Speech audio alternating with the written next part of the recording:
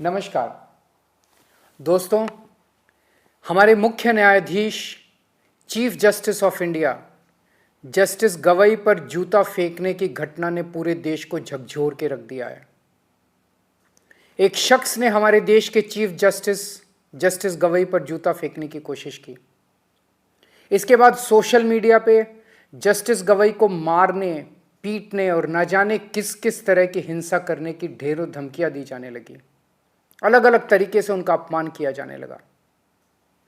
इन लोगों ने ना ही जूता फेंकने वाले के खिलाफ कोई कार्रवाई की और ना ही धमकियां देने और अपमान करने वालों के खिलाफ इन लोगों ने कोई कार्रवाई की। ऐसा लगा जैसे ये सब एक सुनियोजित, सिस्टमैटिक तरीके से किया गया एक षड्यंत्र है।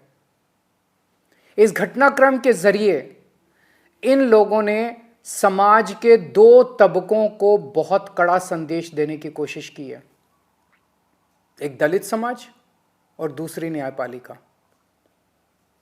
जस्टिस गवई दलित समाज से आते हैं। इन लोगों को यह बिल्कुल बर्दाश्त नहीं हो रहा कि दलित समाज से कोई व्यक्ति अपनी मेहनत और लगन से न्यायपालिका की टॉप पोस्ट तक कैसे पहुंच गया।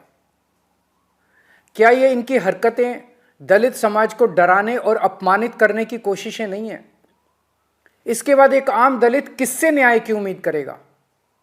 क्या इससे दलितों पर अत्याचार करने वालों और उनसे नफरत करने वालों के हौसले बुलंद नहीं होंगे?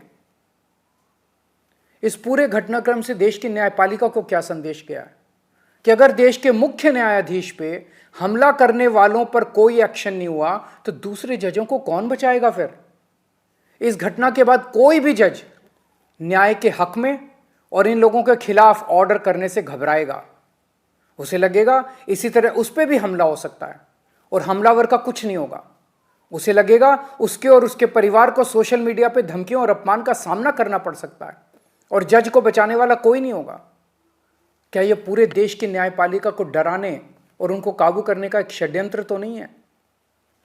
जूता फेंकने वालों को और चीफ जस्टिस को धमकियां देने और उनका अपमान करने वालों को ऐसी सख्त सजा दी जाए कि भविष्य में कोई न्यायपालिका के खिलाफ खिलवाड़ करने की हिम्मत ना कर सके। चुनाव आयोग, मीडिया और विपक्ष के बाद अब ये न्यायपालिका की आवाज को दबा के पूरे लोकतंत्र को खत्म करना चाहते हैं। न्यायपालिका की स्वतंत्रता हमारे देश के अस्तित्व के लिए अहम है। न्यायपालिका का यह अपमान देश के संविधान का अपमान है, बाबा साहेब का अपमान है। यदि आप सच्चे देशभक्त हैं तो आप चुप नहीं रह सकते।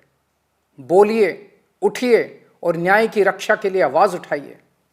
मेरी तरह आपका भी खून जरूर खोल रहा होगा। जय हिंद।